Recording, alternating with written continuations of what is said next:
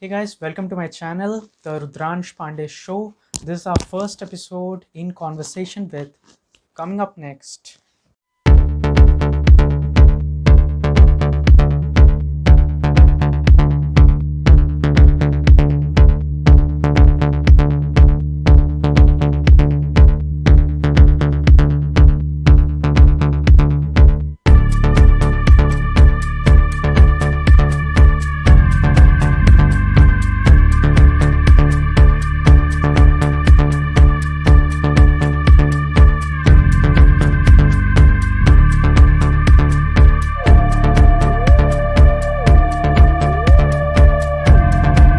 So guys, जैसा कि आप लोगों ने देख ही लिया होगा यार, हमारा first guest is Ambika Kanu. She was my senior at school, and we, as a team of around 30 members, last year hosted the TEDx 2.0 at Saravanampatti. Unfortunately, due to the COVID-19 pandemic, we couldn't host it this year. But the point being, she hosted her first TEDx event in the year 2018 when she was around 17 or 18 years old. At that time, I only understood the concept of TEDx. So let's just get connected to her. Okay. Okay. Hi. Hi Rudransh, how are you doing? Good. How are you? I'm good. Great. Okay. Before we start, Yes. I would just ask, you are not the youngest. Okay. You're not the youngest TEDx licensee in India. Yeah. Because you are associated with TED for a very long time, I would want to ask you, who is the youngest Indian to host TEDx? Hey, you can't ask me trivia questions like this. I'm not very sure of the facts, but I do Okay. know that it's a school girl who organized, a very young girl who organized it in her own institution. It wasn't an independent event as such, but it was organized in an institution. Yes, she was a schoolgirl. Her name is Ishita Katyal. Yes, Ishita Katyal. I've read all about her. She's also Yeah, given a TED talk. I thought so. That is why I asked you. I thought you must be knowing it, but you don't know. Okay, it's okay. I don't know the name as all of a sudden. Even I didn't know. I searched it today. Exactly. Okay, we'll go with the first question. Yes. Right. So the first one is you are not the youngest licensees, but Hmm. when you hosted the first TEDx, how Yeah. was your experience? Okay. So the first event was mostly all on me. Right from like the curation of speakers, marketing, publicity, to managing the finances even. I had Okay. 3 months to figure it all out. Well, Yeah. of course, nobody really thought I could pull it off, but something in me told me that I just have to keep pushing and like go for it. Mhm. Organizing my first TEDx event was my biggest learning curve, as it was the first time I learned how to solve like real world problems on my own. Of course, I broke down now and then. People have told me I was not capable. I heard a lot of hurtful criticisms I perceived as constructive criticism. A lot was there, a lot was going on, and a lot of things did not work out the way I envisioned it would. There were several setbacks, but there were a handful of people in my life who kept reminding me that I don't give up. My mom and dad kept reminding me of why I started it all. Every time I broke down, my English teacher reminded me how strong I was. Everything I learned organizing this event on my own was something no school had ever taught me. So, no matter how hard it was for me, the handful of people who got me through it, we did it and we did it successfully. So, my first event was probably the most successful thing I've ever done in my life. Great. Great. That Yeah. was really inspiring. Very inspiring. Thanks. Okay. Okay. The second one. Last year, when we hosted the TEDx 2.0, Yeah. we had a team of around 30 members, right? Yeah. Yeah. So things went really smooth and everything was in place, in line. Okay. We had like Hmm. everything arranged. So it is related to your previous answer, but the question is little bit different. It's like, how did you get things in order for the first event, because you were obviously alone that time, right? Okay. Yeah. So, as of the first event, like, yeah, I organized it completely on my own.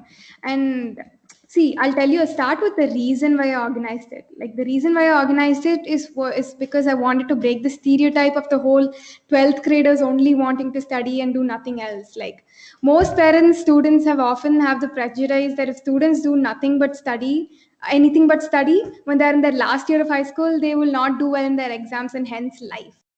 I wanted to prove them all wrong. That means I set myself the goal to successfully conduct the TEDx event and simultaneously not slack off in my academic goal.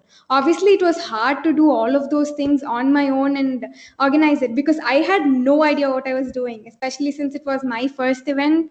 I was clueless, completely clueless. Like, see, I don't like to be honest, if I knew just how difficult it would be to organize a TEDx event on my own, I don't think I'd have given it a shot. I was just young and passionate, and I think that's what kept me going. And a lot of people helped me through my first event. Like, I wouldn't call it an independent event like that I did on my own. Of course, I had to learn everything on my own in a span of 3 months, and it was a lot of things to take in. But after all, I had a lot of people behind the scenes helping me out and helping me through it. And I think I was learning a lot, and that's what made the first event that successful and that known to everybody around us. Yeah, correct. Right. Okay. So that was like very well answered. Okay. Hmm. And I know like the first event when we saw it, it was really good because I had attended a TEDx for the first time.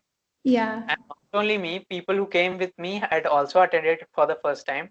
And we Yeah. really loved Yeah, the thing is, like, nobody really expected me to actually organize an event this successfully because obviously, after all, I was a 12th grade young girl, and we all have the stereotype especially in our nation, that they think that we're not capable, and I just had to prove them all wrong, and that's probably why I started the whole thing. Perfect. Okay. Third one. Since which age were you associated with TED? Like from which age did you learn actually what is TED, how it works, what all happens there, and all that? Okay.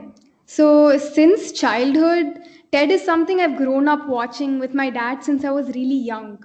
This international Okay. platform that promotes ideas worth spreading had always been my inspiration. So when I learned that there's no age bar for application of license, I applied for it and expected nothing in return. And this happened when I was in 11th grade, January, when I was about to go to 12th grade. So it was really exciting because nobody would really expect me to organize this. First of all, it was a joke. I totally applied for a joke. I thought I wouldn't get in, but the whole process happened and I got in and I actually was able to organize the event. And since it was so successful, I went on to organize it again. So I organized two TEDx events in a span of 2 consecutive years. And that's when I got an association with TED. But I had known what TED and TEDx is before because my dad always made me watch it. Okay. So I came to know about TEDx when there was a TV show in India, TED Talks. Oh, yes, yes, yes. I came to know about that only by that time. Okay. So that was really late. Around I was I think in the end of 10th, I guess. Hmm. End of my 10th. So that time I came to know. And then when we were in 11th, we attended the first event. It was really good. Okay. The thing is, a Fourth lot of one. people around us didn't really know the idea behind TED. Like, except for you and a few other people, they didn't even know the existence of TED here. And like, bringing something so new to our community made it just more precious. And I think it was really nice. Yeah. Yeah. Yeah. Seriously. Yeah. Okay. Fourth one. Right. Yeah. How did you select the speakers for the first TED? Hmm. Okay. What was the criteria of selection? Hmm. Because the difference between the criteria of selection from the TED 1 to TEDx 2.0. Because I Okay. guess TEDx 1 was mostly based on social workers and TEDx 2 was like completely mixed up, right? Yeah. Yeah. So here's the thing, like, it was just a learning process, so I was learning as I went. But as far as curation went, I knew nothing about it while I was organizing my first event. All I knew was that I wanted to provide the stage to the people that I felt needed to be more recognized for what they do. And I'm proud to say that each one of our handpicked speakers was so special to me and are some of the most amazing people I've met in my entire life. Owing to the success of the first event, we did stick to the same selection criteria and reached out to people we believe whose ideas are truly worth spreading. But obviously, we did widen the genre of the speakers that we were going for, so everything is covered as a whole for the second event. Yeah, perfect. Perfect. Great. Okay, fifth one. What is the environment of the team? Like when a speaker for some reason is not able to attend the event, like it happened for Yeah. the second, yeah. So how do you like take the pressure on? Because obviously you are the licensee, you have a different pressure than the team members. Yeah. How? Honestly, this question brings me back a lot of memories. This one particular memory that stands out the most is that the night before our second TEDx event. That is with you and the rest of the team members. Mhm. I'm sure you remember it too because we were there. Imagine getting a call the evening before the event from three speakers who had valid reasons as to why they couldn't attend our event. And Mhm. mind it was the three speakers out of the seven. It was three absolutely terrifying conversations I had to ever have in my life. And my heart, I feel like, literally sank.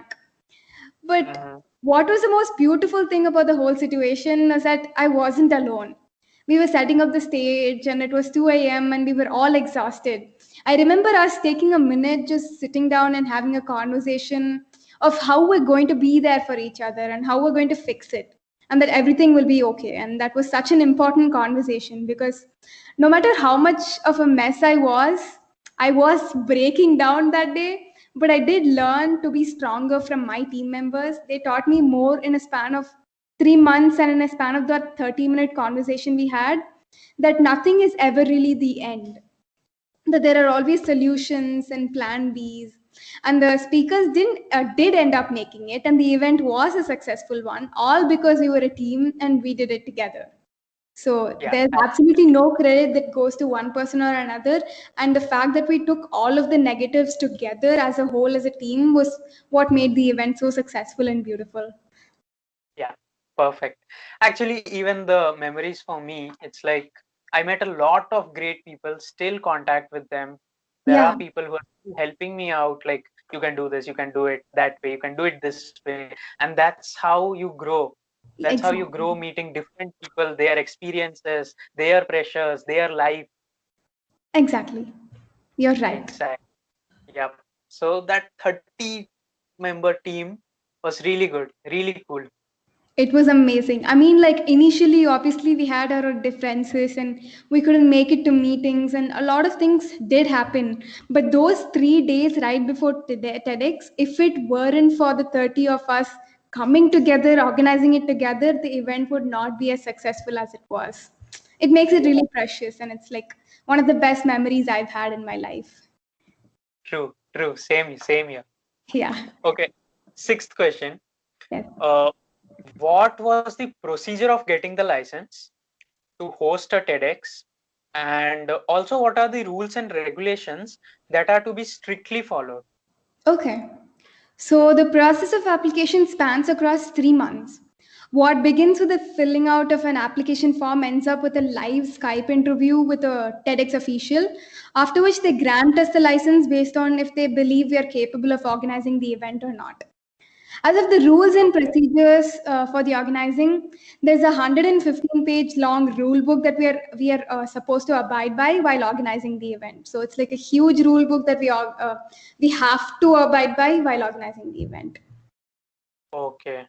Yeah. Okay. So there are rules like the money thing, right? The profit, non-profitable Yeah, thing, it and can all. be completely non-profitable, and you don't really get money out of it. And spending money, it's completely up to you. You can individually spend it or have sponsors for it. We personally had sponsors, and there's a lot of rules, like just with the speaker confirmation and a lot of stuff. Like even the speakers are supposed to like come to our event and speak for free. It's an international event, of course, and they would be willing to do it, but that there are certain procedures that we have to follow.